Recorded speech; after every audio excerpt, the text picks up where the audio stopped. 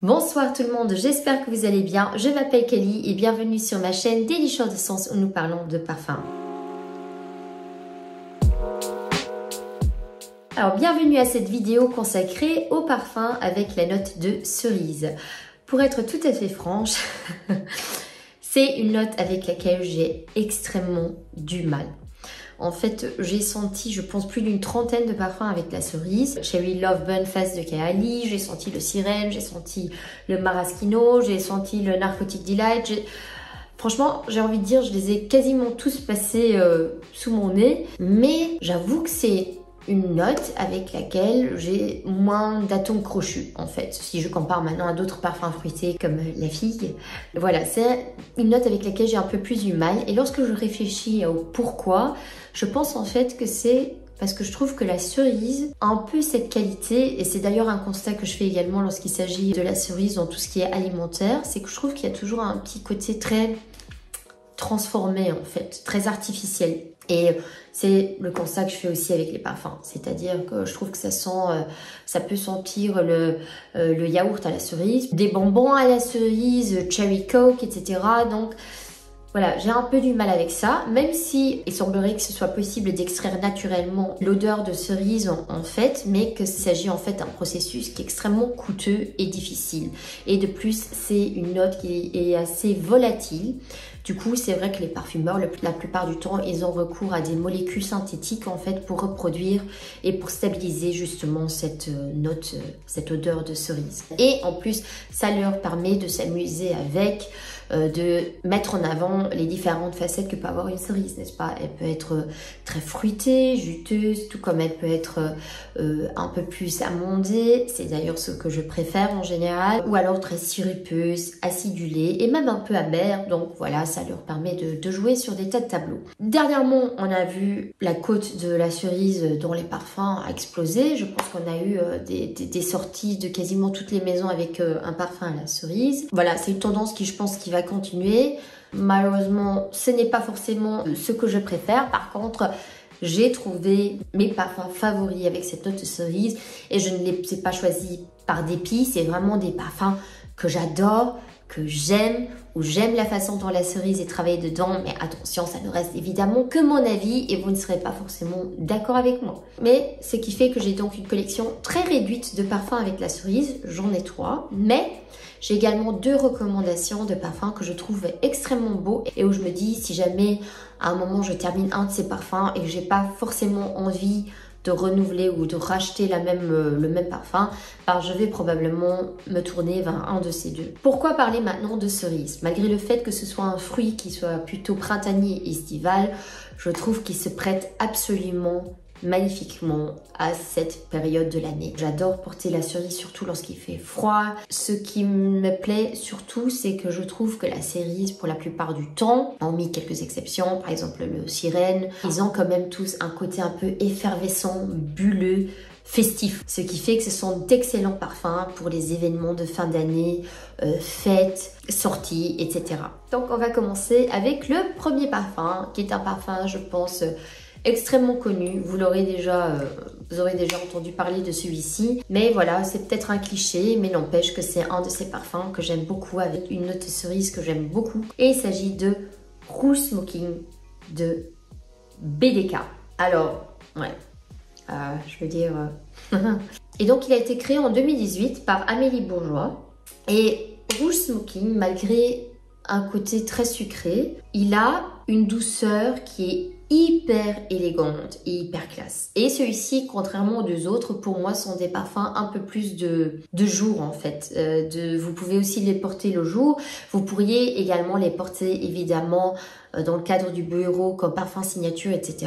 Ça se prête tout à fait. Mais pour moi, la cerise, quand même, elle a un effet sensuel. Pas tous, mais en tout cas, dans ces 3 parfums, je trouve qu'ici, il y a un élément vraiment sensuel. C'est un peu le fil rouge d'ailleurs de ces 3 parfums. Donc du coup, je me vois mal le porter en fait au quotidien, hormis dans des circonstances plutôt spéciales, donc événement la journée. Celui-ci par contre est événementiel de jour comme de nuit, peu importe, il est juste magnifique. Et ici, Je trouve que le côté sucré fruité de la cerise est magnifiquement contrebalancé par le côté un peu plus poudré et amandé en fait. Par contre, et ça j'ai peut-être oublié de dire, nous allons procéder en fait par ordre croissant, c'est-à-dire que nous allons passer du parfum avec la note cerise la moins dominante vers celui où la note est le plus sur le devant de la scène, en fait, prend le plus de place. Ici, donc, la cerise joue un des rôles les plus importants, mais ce n'est pas quand même le rôle le plus important, si ça a un sens, ce que je dis, je pense. Cette fève de tonka, coumarine, héliotropine, etc. est très dominante. Donc ici, nous sommes vraiment sur une cerise plutôt amandée, poudrée, marzipan. Et ce que j'aime particulièrement, c'est malgré toutes ces connotations, n'est-ce pas? Et ça peut sembler assez lourd.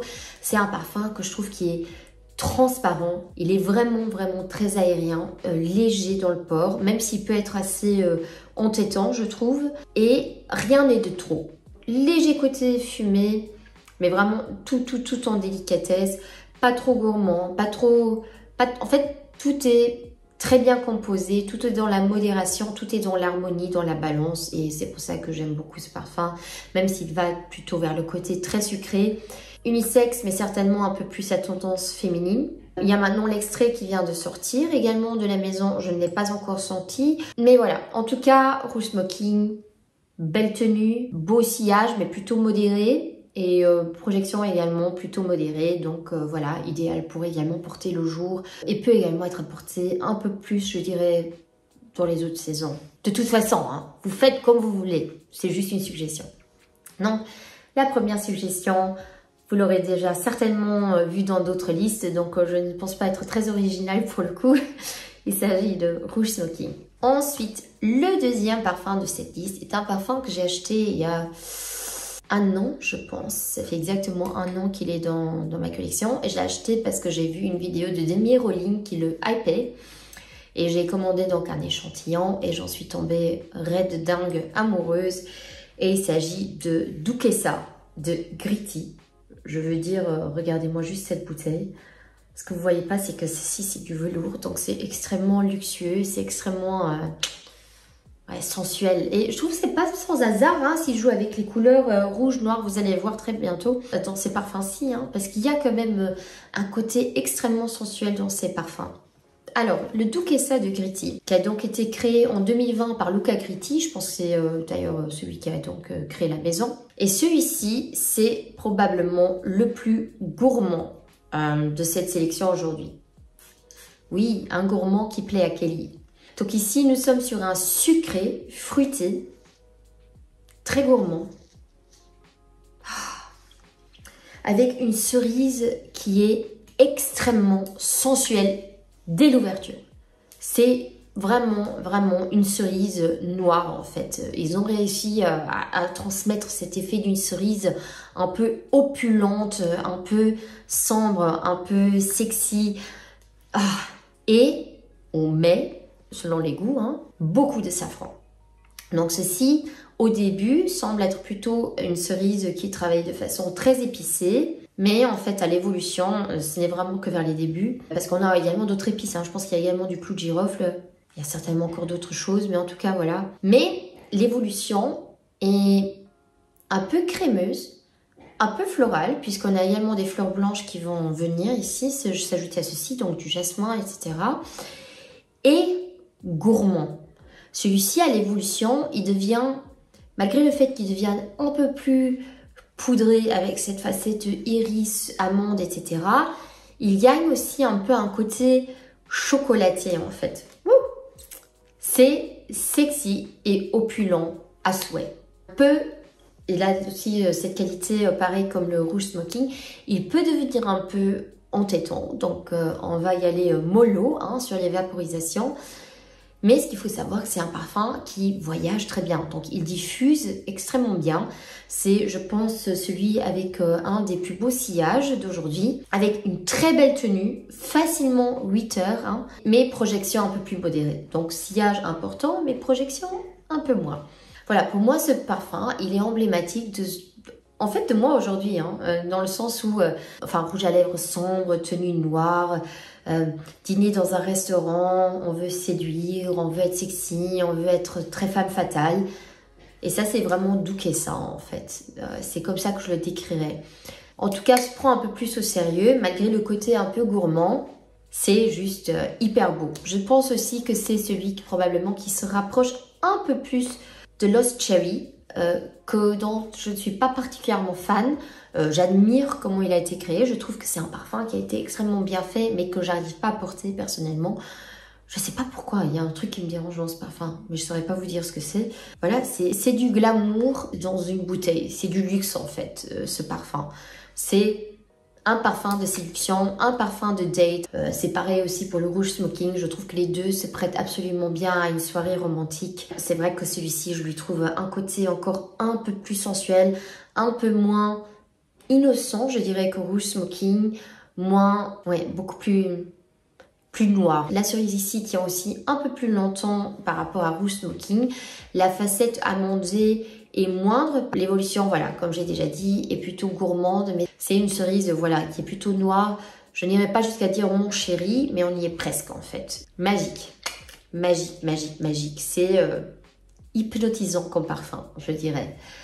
Le parfum d'une sirène. C'était donc Duquesa de Gritty. Ensuite, le troisième de la liste, c'est celui donc avec le plus cerisé. Est-ce que ça existe? Je pense que ça n'existe pas. En tout cas, il s'agit de Wet Cherry Liqueur de Boboko, qui est d'ailleurs une marque qui est quand même assez méconnue, j'ai l'impression, malgré le fait qu'ils font de beaux parfums. Pas tout n'est à prendre, mais il y en a quand même qui sont vraiment pas mal, que j'aime assez. D'ailleurs, un des parfums préférés de mon mari et de la marque, c'est le Dark Vinyl Musk, qui est en fait un musc un peu plastique. C'est vraiment assez exceptionnel. Et les Boboko, ce qui est spécial, c'est qu'ils ont tous un peu cette qualité industrielle, presque métallique, en fait, très moderne, hein, j'ai envie de dire. Et c'est des parfums qui ont une très belle tenue, puisqu'on a des concentrations à 30% d'essence, en fait. Donc voilà, de très beaux parfums.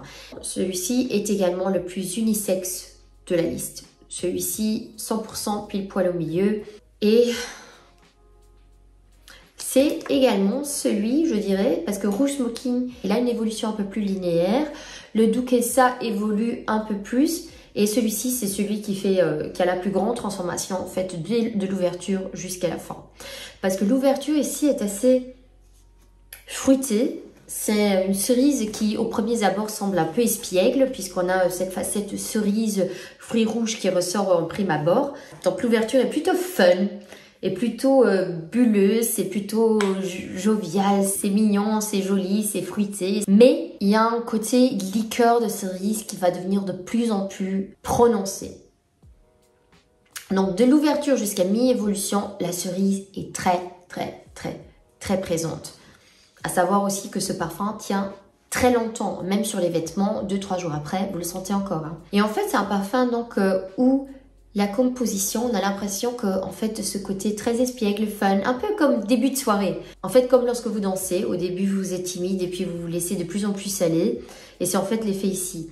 Donc l'alcool qui arrive, ce côté liquoreux et qui va peu à peu venir sortir cette cerise de son côté fun espiègle et la rendre de plus en plus sombre, de plus en plus liquoreuse, de plus en plus sexy et sensuelle. Et celui-ci, il va acquérir un petit côté gourmand, mais il n'y va pas au même point que par exemple le Duquesa. Avec vanille, fève tonka, il y a également un peu de caramel dedans. Ouais, donc il devient un peu plus sombre et c'est un parfum qui devient hyper intense.